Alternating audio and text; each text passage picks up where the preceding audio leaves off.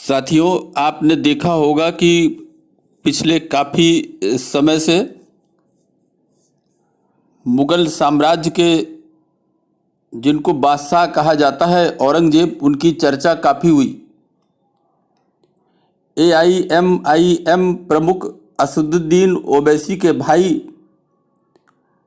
अकबरुद्दीन ओवैसी ने औरंगाबाद में औरंगज़ेब की मज़ार पर जाकर फूल चढ़ाए तो इतिहास के पन्नों में ये छिपा किरदार अचानक फिर से जिंदा हो गया।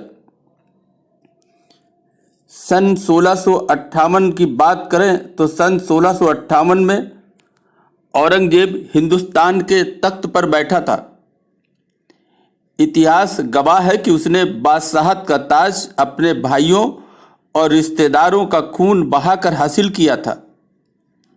उसने सत्ता हासिल करने के लिए जहां अपने भाइयों दारा शिकोह और शाह शुजा का कत्ल करा दिया, वहीं अपने पिता शाहजहां को भी कैद दे दी। इतिहास में यह भी दर्ज है कि अपने जिस भाई मुराद बख्श के साथ मिलकर औरंगज़ेब ने शाहजहां के खिलाफ बगावत का बिगुल फूंका था, हालांकि सत्ता हासिल करने के बाद उसने उस मुराद बख्श को भी मार दिया था। इसने जितने अधिक इंसानों की हत्याएं कराई, इसे इंसानों का कसाई ही कह सकते हैं। इस्लामिक इतिहास ऐसी हत्याओं से भरा पड़ा है। उसने मथुरा को इस्लामाबाद, वृंदावन को मेमिनाबाद और गोवर्धन को मोहम्मदपुर का बना दिया था। ये बात और है कि ये नाम प्रचलित नहीं हो पाए। साथियों, मंदिर तोड़े जाने से भी औरंगज़ेब को चैन नहीं था। उसने जनवरी सन 1670 में एक आदेश दिया था। उस आदेश में साफ लिखा था कि मथुरा के मंदिरों से जो भी मूर्तियां निकलें, उन्हें आगरा के लाल किले में बेगम साहिबा मस्जिद की सीढ़ियों में दबा दिया जाए, ताकि लोग इन्हें पैरों से कुचलते हुए निकलें। इतनी उसे नफरत थी मूर्ति पूजा से। साथियों, इसमें मुगलों में शाहजहां का हरम सबसे अधिक बदनाम रहा, जिसके कारण दिल्ली का red light area GB road भी बसा।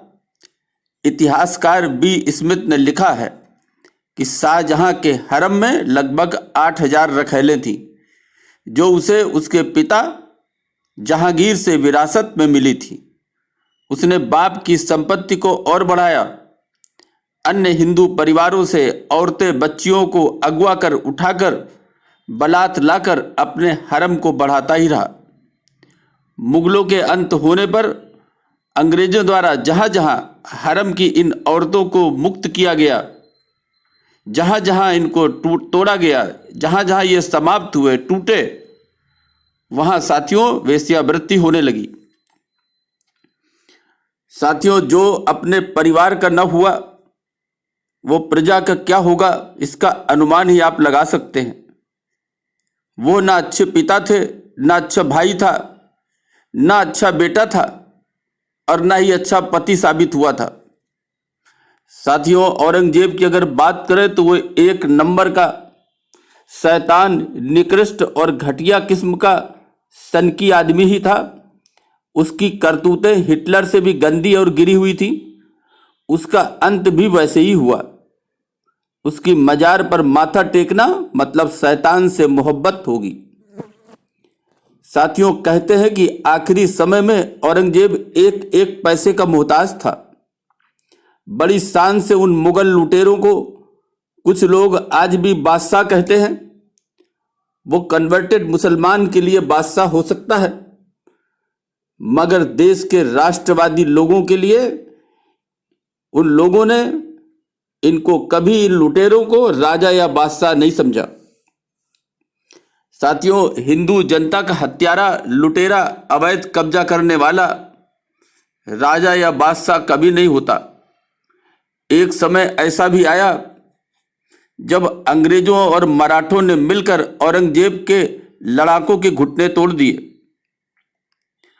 साथियों, ऐसे में औरंगज़ेब के लड़ाके, जिनको न तो वेतन मिलता था, न ही उनके पास गुजारे का साधन था। ऐसी दशा में भूखमरी और लाचारी से वो लड़ रहे थे।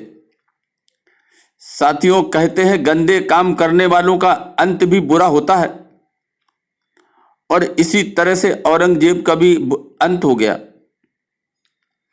साथियों, इंसान हो या प्रकृति, पशु पक्षी, किसी के भी जीवन जीने के अधिकार को छीनना ही राक्षसी प्रवृत्ति है। यही सनातनी मान्यता है जिसे अनेक मजहब जब नहीं मानते तो प्रकृति अपना तांडव करती है। ऐसे घृणित हत्यारों, लुटेरों, अय्यासों को जब महिमा मंडित किया जाता है तो इंसानियत शर्मसार होती है। अभी के लिए बस इतना ही। धन्यवाद।